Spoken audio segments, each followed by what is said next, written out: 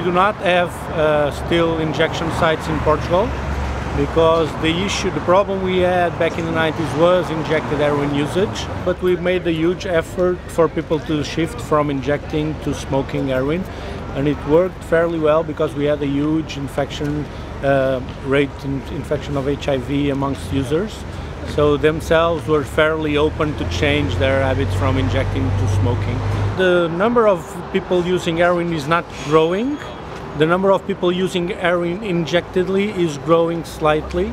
So we are planning on opening an open site for a safe injection site. I think the main difference is that everything related with drug usage in Portugal is now dealt with under an umbrella structure under the Ministry of Health. So we shift everything from the criminal system and judicial system and into the healthcare system. And therefore, it's easier to divert people from using drugs to methadone programs or things like that. It's fairly easy for us to adopt measures in terms of harm reduction and prevention and do it localized because we know where it's needed and we know that we are shifting the resources in the right way.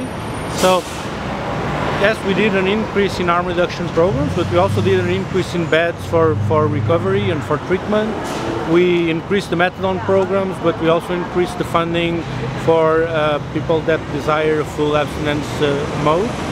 So I think it's not easy to quantify how much is spent in one and in the other. I think we should have all the options available, and that's more or less what we try to do in Portugal.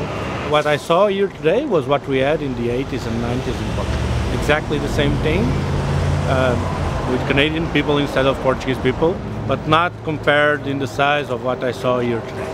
Heroin usage, opioid usage also, like it is here.